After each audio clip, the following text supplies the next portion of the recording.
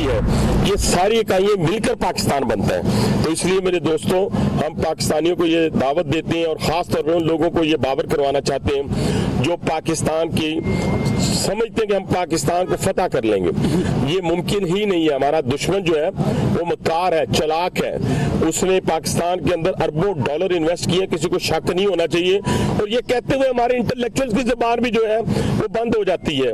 बड़े बड़े पॉलिटिशियन भी ये बात करते हुए शर्माते हैं, लेकिन हिंदुस्तान का आप मीडिया देखें, हिंदुस्तान का मीडिया देखें, वो कोई वार खाली नहीं जाने देता, वो हर वार पाकिस्तान के ऊपर करता है। और अगर छोटी सी मामला हो तो उसको बढ़ा चढ़ा कर पेश करता है। तो मैं अपने पाकिस्तानियों को कहूंगा, मैं बार बार कहता हूँ, ये अकेला मेरी जिम्मेदारी नहीं है, ये जिम्मेदारी आप सहाफियों की भी है, इंटेलेक्चुअल्स की भी है, ब्यूरोक्रेट्स की भी है, सबकी है कि वो पाकिस्तान की बात करें। अगर पाकिस्तान की कोई बात नहीं करता तो फिर मैं समझता हूँ कि वो पाकिस्तान के साथ मुखलिस नहीं है।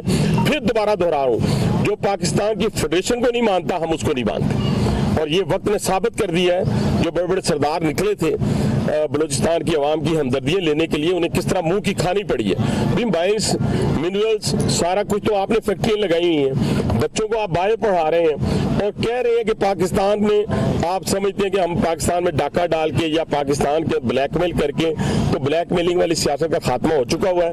अब ब्लैकमेलिंग पाकिस्तान की कास्ट पे किसी के साथ नहीं हुई। हाँ, जो पाकिस्तान की फेडरेशन के अंदर रह कर कहे कि मेरा ये मसला है, तो वजीर आजम पाकिस्तान भी उसको आगे बढ़ के हल करेंगे और इसके साथ बाकी पॉलिटिकल पार्टीज के हेड भी उसको आगे बढ़ के हल करेंगे। रावलपिंडी के बहुत सारे और भी जो इंशाल्लाह ताला हमारी रोड्स नई बनने जा रही हैं और बड़ी तादाद में मैं इसमें मरियम नवाज साहबा का भी और खुसूसी तौर पे अपने प्रोग्राम के अंदर भी कि जो रेलवे के अंदर हमारे इश्यूज थे जो 2016 से पेंडिंग थे, वो मरियम औरंगजेब साहबा ने फौरी तौर पे उसको हल किया। ये मैं अक्सर पॉलिटिशियन को कहता हूँ कि जिसका काम उसको एक्नॉलेज करें, आपकी इज्जत में इजाफा होगा, कमी नहीं होगी।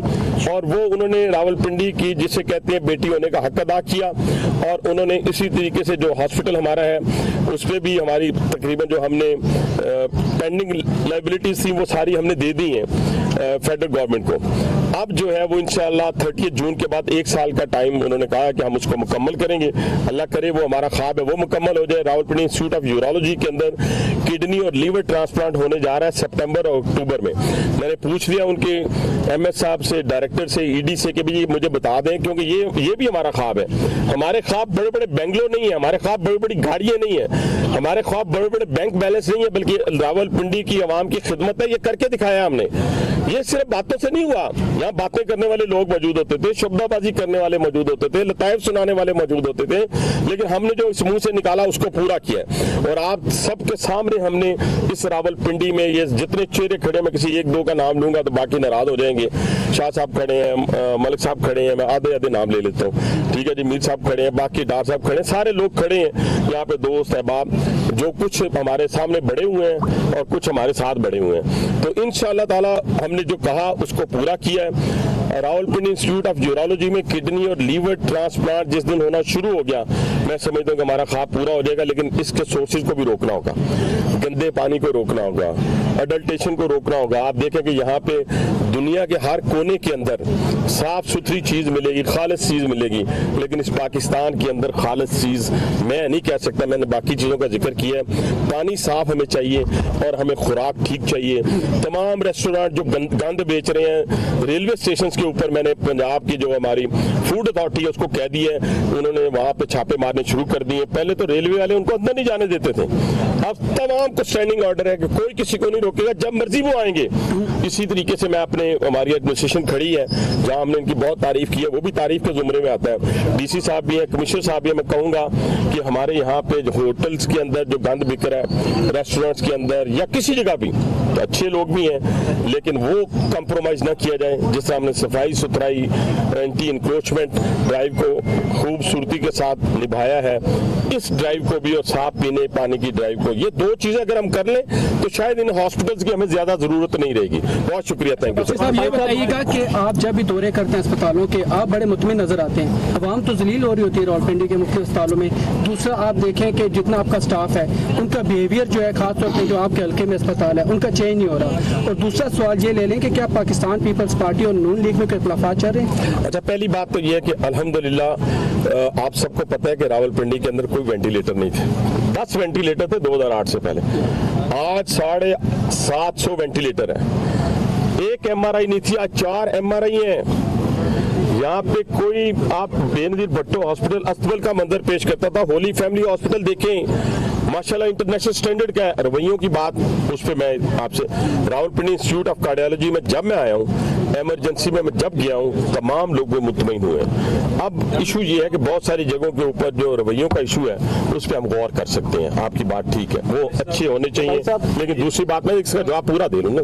दूसरा, पाकिस्तान पीपल्स पार्टी और पाकिस्तान मुस्लिम लीग नून में कोई इख्तलाफ नहीं, एक ही कश्ती के सवार है। 100 दफा बर्दाश्त चुके हैं कि असी उससे तनख्वाह देते वो भी काम करेंगे, ऐसी भी काम करेंगे जी साने मैंने दी मिलती है। ठीक है भाई साहब, ये बताइएगा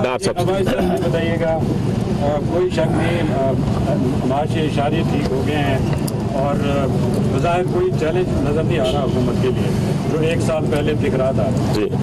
लेकिन 2 सूबों में जो सूरत हाल है दहशतगर्दी की जो लहर वहाँ पे है, ये एक बड़ा चैलेंज है।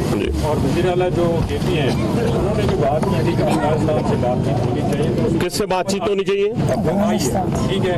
दूसरा ये बताइएगा कि पिटी में आपने स्टेट ऑफ द आर्ट एक मनसूबा बनाया IU, वहाँ पे सिर्फ डायलिसिस का अभी चल रहा है, लेकिन OPD और डॉक्टर वहाँ पे मौजूद है, इसकी क्या? डॉक्टर साहब देखें, दोनों बातों का जवाब मैं आपको दे देता हूँ। पहली बात यह कि हमने KPK के वज़ीर आला के कहने के ऊपर मुज़ाकरात शुरू नहीं किए।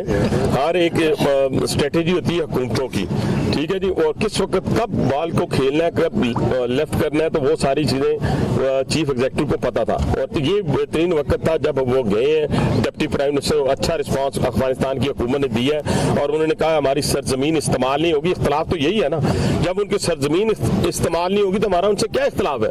अगर 40 साल हम उनको अपने पास रख सकते हैं तो फिर हम जबरदस्ती की लड़ाई तो उनके साथ नहीं कर सकते। दूसरी बात आपने की है RAU के मतलब, वो तो मैंने आपको बताया हायरिंग हो रही है वहाँ पे। उसके बाद इंशाल्लाह ताला वहाँ पे जो मॉड्यूलर ऑपरेशन थिएटर है वो तैयार हो रहे हैं। सितंबर अक्टूबर की डेट उन्होंने दी जो मैंने आपको दे दी है, लेकिन उसको फॉलो अप करेंगे। जी बाबर साहब।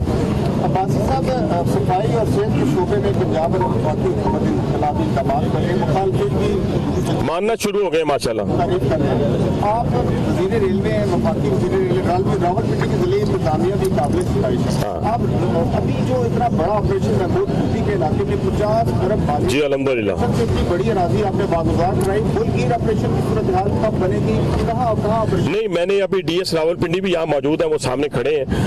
मैंने सबको टारगेट दे दिया, हमारे 8 DS हैं पूरे ऑल ओवर पाकिस्तान। मैंने सबको कह दिया है कि 1 इंच मॉडल जो है वो पंजाब गवर्नमेंट वाला अडॉप्ट किया जाएगा, सेम, किसी की नहीं सुनी जाएगी। अगर 1 इंच रेलवे की है वो ली जाएगी, कोई इंफ्रेंस जो है उसको बॉदर नहीं किया जाएगा। ये पाकिस्तान की जमीन है, किसी की जाती जमीन नहीं है। रावलपिंडी के अंदर भी अच्छा ऑपरेशन हो रहा है, लेकिन मैं अभी उससे मुतमईन नहीं हूँ। DS साहब मौजूद हैं और लोकल एडमिनिस्ट्रेशन के साथ हमारी अंडरस्टैंडिंग है, जब भी हमें जरूरत पड़ेगी, क्योंकि लोकल एडमिनिस्ट्रेशन की कोऑर्डिनेशन के बगैर हम ये चीजें नहीं कर सकते। लेकिन उस पर भी सीनियर मिनिस्टर पंजाब ने हमें यकीन दहानी कराई है और ऑल ओवर पंजाब उन्होंने ये मैसेज कन्वे कर दिया है कि रेलवे को जिसकी जरूरत पड़े, वो उस वक्त उसको सपोर्ट करेंगे। इंशाल्लाह पूरे पाकिस्तान में ये ऑपरेशन शुरू हो गया है, खासतौर पर सिंध और पंजाब के अंदर पहली प्रायोरिटी है, सेकंड फिर हम होगी यहाँ पे बलूचिस्तान के अंदर, फिर उसके बाद हम KPK की तरफ। लेकिन ये ड्राइव पहले सारों सूबों में शुरू हो गई है। मैं आपको मशहूर शाह साहब यहाँ पे तशरीफ किया और यहाँ पर आज आपने कमिश्नर रावलपिंडी का जिक्र किया। आज अगर यहाँ पर मौजूद है तो जरा हमें बता दीजिए कमिश्नर रावलपिंडी है कौन? 2 साल हो गए शायद नहीं यहाँ पर, लेकिन आज मीडिया में नहीं पता चला। शाह साहब एक बात बताऊं, मुझे तो अच्छी तरह पता है, इतना अच्छी तरह पता है जिस तरह ये सूरज निकला हुआ है ना। देखिए मेरी बात नहीं ना करे मेरी बात, वो तजर्बे की भी गल है ना। मैं सियासी आदमी और ब्यूरोक्रेट ने, मेरी गल सुनो। अल्हम्दुलिल्लाह मैं लाहौर गया, मैं डेरा गाजी खान गया, मैं पेशावर जा रहा हूँ परसों। जहाँ आपसे बहुत थोड़े हैं, लाहौर में इससे 3 गुना ज्यादा होते हैं। एक एक की बात सुनता हूँ, एक एक से बात करता हूँ, उनके ग्रीवेंसेस जो भी आप उनके मतलब हैं वो मैं इंशाल्लाह सॉल्व करूंगा। वो आपसे मिले और मेरी बात सुने, आसान सा तरीका है, उनको भी आता होगा लेकिन मसरूफियत की वजह से नहीं उन्होंने अडॉप्ट किया। एक दफा आपको बुलाएंगे, आपको सामने कमेटी रूम में बिठाएंगे, ठीक है ना जी, कमेटी रूम में बिठा के फिर आपको पता भी चल जाएगा तुसी असले वो की बने हो, तुसी असले बस किस कौन से वाले में वो आपको बताया है कि उसको देखे, उसको वो फेडरल गवर्नमेंट का प्रोजेक्ट था, फिर उसकी लायबिलिटी थी, वो सारी जो है उसको एड्रेस करने के लिए टाइम चाहिए था। मैंने आपको बताया कि सीनियर मिनिस्टर के साथ 2-3 दिन पहले मेरी मीटिंग हुई, उसमें फिर ये चीजें डिसाइड हो गई हैं और इंशाल्लाह ताला अल्लाह ने चाहा तो हो जाएगा। तुसी भी आराम करो तो मैं भी आराम करूंगा।